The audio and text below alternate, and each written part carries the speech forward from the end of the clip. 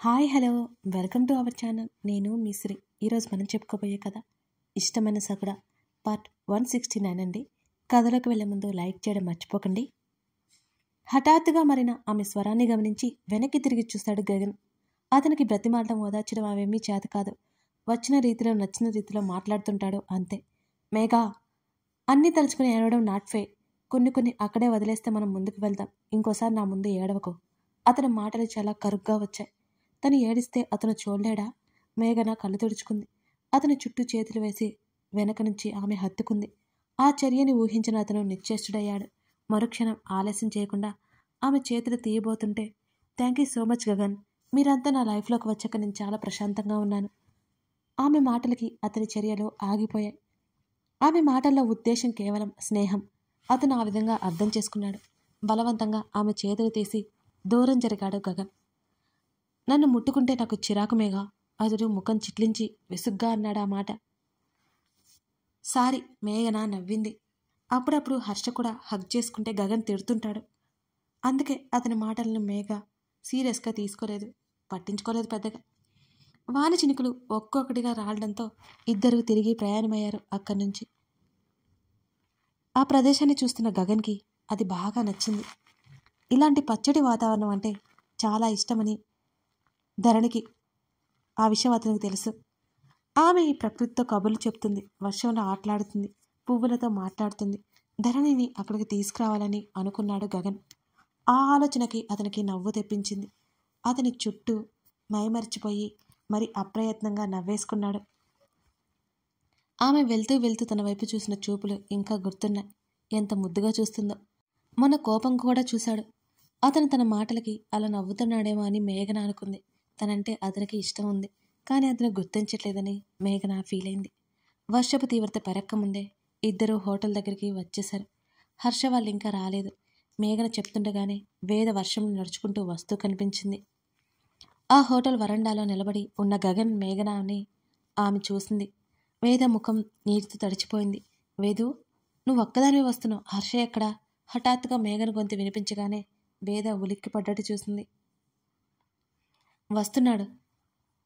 ఆమె వెంటనే గది వైపుకి అడుగులు వేస్తుంటే, వీళ్ళే తడిచినట్టున్నారు గగన్. బాగా వర్షం తగ్గాక రేపు ఒకసారి అటు వెళ్దాం. గగన్తో మాట్లాడి తన వేద వెనుక బయలుదేరింది మేఘన. దూరంగా పరిగెత్తుకుంటూ వస్తున్న హర్షని చూస్తాడు గగన్. వేద వచ్చిందరా? అతని స్వరం ఆదుర్దాగా ఉంది.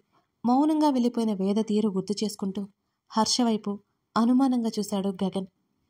ఏమైందిరా? హర్ష ముఖంలో కనిపిస్తున్న ఆదుర్దాకి గగన్ కనుబొమ్మలు ముడిపడ్డాయి. వచ్చిందా లేదా అది చెప్పు ముందు.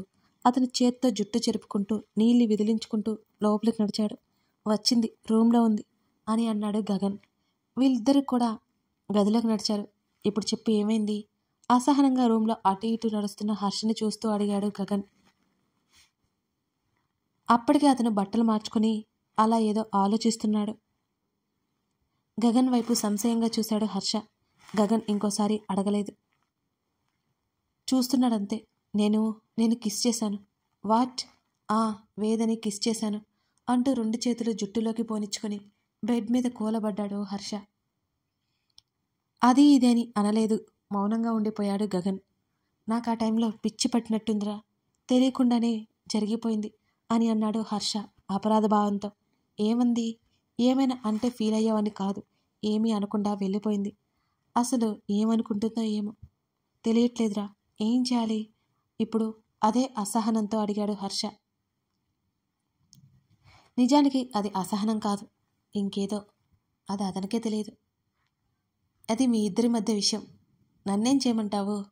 గగన్ తాపిగా కూర్చున్నాడు. రేయ్, ఏదో ఒకటి ఐడియా ఇచ్చి తగలేడరా బాబు. లోపల బద్దలవుతోంది. వేద ఏమనుకుంటుందో నన్ను భయపడి చచ్చిపోతున్నాను అని వాపోయాడు హర్ష.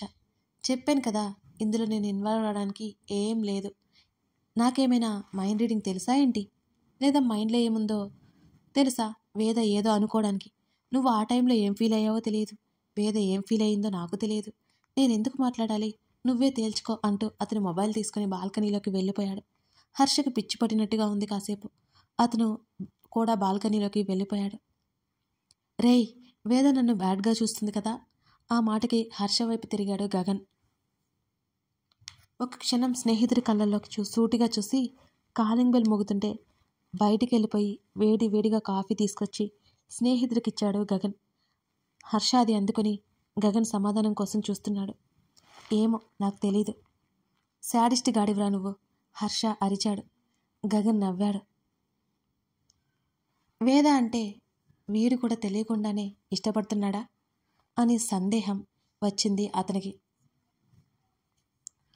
వేద అంత స్పష్టంగా ప్రేమ చూపిస్తోంది. అది హర్షకి అర్థం కావట్లేదు. కానీ మేఘన అలా కాదు. ఆమె మనసులో ఏమున్నా ఆమె మాటలు లిమిట్లో ఉంటాయి. ఆమె బిహేవియర్ కూడా అలాగే ఉంటుంది. బట్టలు మార్చుకుని మౌనంగా ఏదో ఆలోచిస్తూ కూర్చుంది వేద. వచ్చిన దగ్గర నుంచి అడుగుతున్నాను, ఏమైందో చెప్పవు? హర్షకి నీకేమైనా గొడవైందా? మేఘనలో ఇక ఓపిక నశించిపోయినట్టు అనిపించింది వేదను చూస్తుంటే. అవును అని మాత్రం చెప్పింది వేద. హర్ష గురించి నీకు తెలుసు కదా, ఏది సీరియస్గా తీసుకోడు. ఏదో సరదాగా ఏదో ఒకటి అంటూ ఉంటాడు. దానికి నువ్వు ఇలా అయిపోతే ఎలా? మేఘన సర్ది చెప్పింది. అదేం లేదు మేఘ, కాసేపు అంతే సెట్ అయిపోతానులే అన్నది వేద.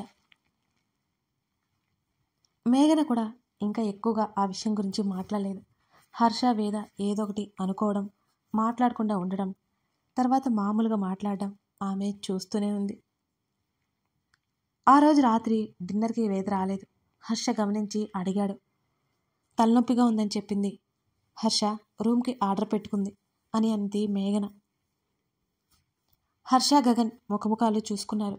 గగన్ ఆ విషయం పెద్దగా పట్టించుకోలేదు. కానీ హర్షకి తినబుద్ధి కాలేదు. వాళ్ళతో పాటు కూర్చుని కాస్త తిన్నాడంటే తిన్నాడు.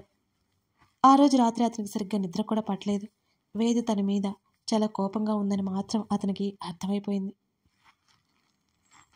లోపల అతనిలో గిల్టీ ఫీలింగ్ ఎక్కువైపోయింది. తను చేసింది చాలా పెద్ద తప్పే. ఒక అమ్మాయిని ఇష్టం లేకుండా ముట్టుకోవడం తప్పు. తను ఏకంగా ముద్ద పెట్టేసుకున్నాడు. మరునాడు ఆ దగ్గరలో ఉన్న ఫోర్ట్కి వెళ్ళడానికి ప్లాన్ చేసుకున్నారు. ఆ ప్లాన్ ముందెప్పుడు అనుకున్నదే కాబట్టి వేద తప్పక వాళ్ళతో వెళ్ళడానికి సిద్ధమైంది. వేద డల్గా ఉండడం చూసి మేఘన గమనించినా వేద చెప్పేలా లేదని అర్థమై మేఘన కూడా ఇబ్బంది పెట్టలేదు ఆమెని. బయట గ్యాప్ తీసుకుని వెయిట్ చేస్తున్నారు ఇద్దరు. హర్ష కళ్ళు వేద కోసం ఎదురు చూస్తున్నా. ఆమె ఎప్పుడెప్పుడు వస్తుందా అని ఆతృతగా ఉన్నాడు. ఆమెతో తను మాట్లాడాలి. మేఘన ఒక్కటే వస్తూ కనిపించగానే అతనికి ఆశాభంగం కలిగింది. మరింత నిరాశగా ముందు డ్రైవర్ పక్కన కూర్చున్నాడు. గగన్కి వెనుక కూర్చోక తప్పలేదు. కాసేపటికి వేద గొంతు వినిపించగానే అతను కాస్త విస్మయంగా తల తిప్పి చూశాడు. అప్పటికే మేఘన, గగన్, వేద ముగ్గురు వెనుక కూర్చున్నారు. గగన్కి చాలా విసుగ్గా ఉందలా. కానీ వేద కోసం అందరం కలిసే వెళ్దామని హర్ష ఒప్పించడంతో గగన్ ఊరుకున్నాడు. అప్పుడప్పుడు వెనక ఉన్న వేదన అతను మిర్రర్లో నుంచి గమనిస్తూనే ఉన్నాడు. ఆమె తన వెనకాల కూర్చోవడం వల్ల ఆమె సరిగ్గా కనిపించడం లేదు హర్షకి. వాళ్ళు చూడవలసిన ప్లేస్ రాగానే నలుగురు కిందకు దిగారు. మేఘన చేతిని పట్టుకుని నడుస్తోంది వేద.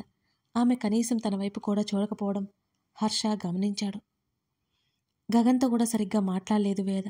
కానీ అప్పుడప్పుడు గగన్తో మాత్రం మాట్లాడుతోంది. అక్కడున్న గృహలు, ఆ కోటలు చూస్తూ నలుగురు లోపలికి నడిచారు. ఆ కోట తిరగడానికి చాలా సమయం పట్టింది. మబ్బులు పట్టి ఉండడంతో వాతావరణం చాలా చల్లగా ఉంది. అక్కడి నుంచి వచ్చి కాసేపు బయట కూర్చొని జ్యూసులు తాగారు. ఇక కేవ్స్ చూసి ఓపిక నాకు లేదు, వేద కాలు నొక్కుంటూ అంది.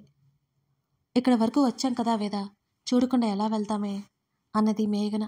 మేఘనకి గగన్తో ఇంకా టైం స్పెండ్ చేయాలని ఉంది. అందరూ అక్కడ ఆ కట్టడాలు చూసి మైమర్చిపోతుంటే అతను మరేదో చూస్తూ గమనిస్తున్నాడు. వేదనే చూస్తున్నాడు హర్ష. ఆమె నీరసంగా తల ఊపింది వెళ్దామన్నట్టుగా. కేవ్స్ వైపు వెళ్ళారు. గగన్ ముందు వెళ్తుంటే ఆ వెనక వేద, మేఘన, హర్ష అలా వెళ్తున్నారు. హర్షకి మాట్లాడే ఛాన్స్ ఇవ్వట్లేదు వేద. మొబైల్తో మ్యాప్ ఫోటోలు తీసుకుని అతను ముందు చూసుకుంటూ వెళ్తున్నాడు గగన్. లోపల అందమైన శిల్పాలు వాళ్ళని మైమర్పించేలా చేస్తున్నాయి. ఎంత అద్భుతంగా చెక్కారో అనుకోకుండా ఉండలేకపోతున్నారు. ఆ తర్వాత 2 దారులు కనిపించాయి. గగన్ వెళ్ళిన వైపు మిగతా ముగ్గురు వెళ్తుంటే మేఘా ఇటు వెళ్దాం అని చెప్పువాడికి అని హర్ష చెప్పడంతో కాస్త దూరంలో ఉన్న గగన్ దగ్గరికి త్వరగా వెళ్ళిపోయింది మేఘన. వేద కూడా ఫాస్ట్గా వెళ్తుంటే ఆమె చేతిని పట్టుకుని పక్కకు లాక్కొని తీసుకెళ్ళిపోయాడు హర్ష. గగన్ అటునుంచి వెళ్ళి ఎగ్జిట్ అయిపోదామని హర్ష అంటున్నాడు.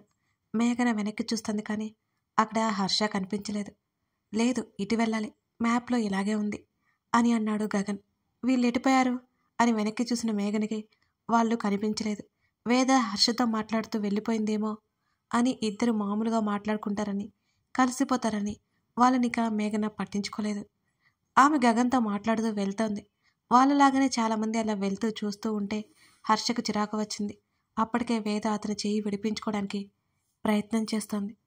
అందరూ వెళ్ళే దారిలో కాకుండా కాస్త పక్కకి తీసుకెళ్ళిపోయాడు హర్ష ఆమెని.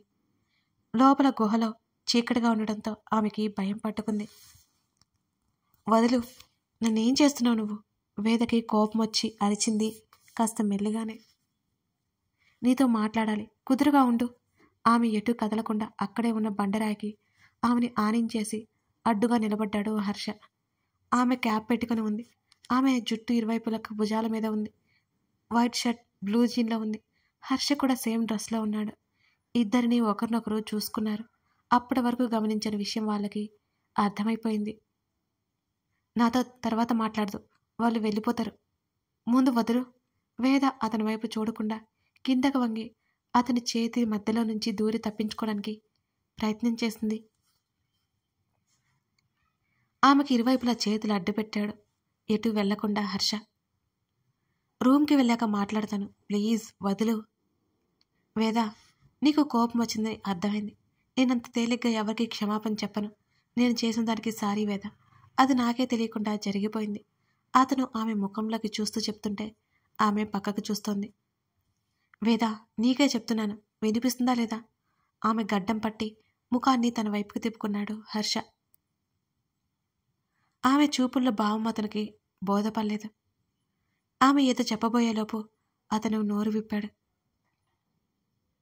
అదంతా కామన్ కదా, ఎందుకు ఆమంత్రం దానికి ఓవర్ చేస్తున్నావు అంటున్న హర్ష మాటలకు ఆమెకి ఒక్కసారిగా ఆవేశం పొంగుకొచ్చింది. మామూలుగా అయితే అతని మాటలకు క్షమించేసేది. అప్రయత్నంగా అతని చొక్కా కాలర్ పట్టుకుంది వేద. షటప్, ఇంకొక మాట మాట్లాడితే బాగోదు. అది నీకు కామనా? నీకు అలవాటేమో, నాకు కాదు. నా దృష్టిలో అది చిన్న విషయం కాదు. అది అసలు కామన్ కానే కాదు. ఆమె అభిమానంతో, అవమాన భారంతో ముఖాన్ని ఎర్రగా చేసుకుని అతనికి సీరియస్గా చెప్పింది. అప్పటికే ఆమె బిహేవియర్కి అతనికి బాగా కోపం వచ్చింది. ఆమె చేతులు వదిలించుకొట్టి మరి కాస్త దగ్గరికి జరిగాడు. భుజం దగ్గర మరింత గట్టిగా పట్టుకున్నాడు. మరొక చెయ్యి ఆమె ముఖం పక్కగా బండరాయికి ఆరించి ఉంది. ఎక్కడ దూరంగా వెలుతురు తప్ప అక్కడంత చీకటిగా ఉంది. ఇద్దరు మొహాలు తప్ప శరీరాలు సరిగ్గా కనిపించడం లేదు. ఊరుకుంటున్నానని ఎక్కువ చేకు. నా గురించి మాట్లాడడానికి నీకు రైట్ లేదు. అతడు ఆమె భుజాల మీద పట్టు పెంచుతూ దవడ బిగించాడు హర్ష. నేను కాదు, నువ్వు చేస్తున్నా. నువ్వు తిరిగే అమ్మాయిలతో నన్ను పోల్చుకో. ఆమె స్వరం మెల్లిగా వచ్చినా తీవ్రంగా వచ్చింది. ఆమె మాటకి అతనిలో ఆవేశం మరి కాస్త ఎక్కువైపోయింది. What you mean? అమ్మాయిలతో తిరిగే వాళ్ళ కనిపిస్తున్నానా నీకు? అతడు గట్టిగా అరిచాడు. అతని స్వరం అక్కడే ప్రతిధ్వనించి 4-5 స్వార్లు వినిపించింది. అతని ముఖం చూసి వేద బాగా భయపడి ఉలిక్కిపడి ముఖం పక్కకు తిప్పుకుంది. అప్రయత్నంగా ఆమె శరీరానికి చెమటలు పట్టాయి. ఆమె ముఖం తిప్పుకోవడంతో ఆమె భుజాన్ని తన వైపుకి తిప్పుకున్నాడు. నీతోనే మాట్లాడుతున్నాను. అతడు ఇంకా గట్టిగా అరుస్తుంటే ఆమె కంగారేసింది. ప్లీజ్ వదులు, నాదే తప్పు, సారీ. దగ్గరగా ఉన్న ఇద్దరు శరీరాలను భయంగా చూస్తూ చెప్పింది ఆమె. అతడికి కోపం అని తెలుసు, కానీ విచక్షణ కోల్పోయేంత కోపం వస్తుందని ఆమెకు అప్పుడే అర్థమైంది. మొట్టమొదటిసారి అతనంటే బాగా భయం వేసింది ఆమెకి. ఆమె స్వరంలో బెరుకు కనిపిస్తుంటే ఆమెను విసురుగా వదిలేశాడు హర్ష. చట్ అంటూ అసహనంగా అక్కడి నుంచి పక్కకెళ్ళిపోయాడు హర్ష. వేద మాత్రం అక్కడే అలాగే నిలబడి ఉంది. ఆమెకి ఇంకా శరీరంలో వణుకు తగ్గలేదు. ఆమె మెడ దగ్గర నుదుటి పట్టిన చెమటను తుడుచుకుంది. ఆమె కళ్ళల్లో నుంచి దూకుతున్న కన్నీళ్లను బలవంతంగా అదిమి పెట్టడానికన్నట్టు కింద పంటితో పెదవిని బిగించింది. పదే పదే ఏడవడం ఆమెకి నచ్చదు. ఎవరు ముందని కూడా ఆమెకి బలహీనపడ్డం అస్సలు నచ్చదు. హర్షకి తనకి జరిగిన సంభాషణ పదే పదే గుర్తుకొస్తుంటే ఆమె అసహనంగా కళ్ళు మూసుకుంది. భద్రంగా దాచుకున్న గాజు బొమ్మ ముక్కలైనట్టు ఆమె మనసు కూడా అచ్చు అలాగే ఉంది. ఆమె అక్కడి నుంచి కదల్లేకపోయింది. వీళ్ళు ఎక్కడికి వెళ్ళిపోయారు? మేఘనకి కంగారేసి రూట్ మర్చిపోయారేమోనని భయపడింది. ఆ కేవ్స్ నుంచి బయటకు వచ్చేశారు. అప్పటికే 1 గంటన్నర అయిపోయింది. హర్ష కాసేపటికి బయటికి వస్తూ కనిపించాడు, కానీ వేద ఎక్కడా కనిపించలేదు మేఘనకి. అదే విషయం గగన్తో చెప్పింది మేఘన. టెన్షన్ పడకు, హర్షతో వస్తుంటుంది అని అన్నాడు గగన్. లేదు కదా, అదిగో హర్ష అక్కడే ఉన్నాడు చూడు. వేద రాలేదు, ఆమె భయంగా చెప్పింది. వేద కోసం హర్ష దగ్గరికి వెళ్ళారు ఇద్దరు. కథ కొనసాగుతుంది. వేద ఏమైపోయినట్టు? హర్ష బిహేవియర్కి వేద చాలా హర్ట్ అయింది కదా. నెక్స్ట్ ఏం జరగబోతుంది తెలుసుకోవాలంటే కథ చూడాల్సిందే. నాకు కొంచెం కోల్డ్ చేసిందండి, అందుకే వాయిస్ కొంచెం చేంజ్ అయింది, అడ్జస్ట్ అయిపోయింది. మీరు ఎదురు చూస్తారని తప్పక చేస్తున్నాను. Thank you for watching this video.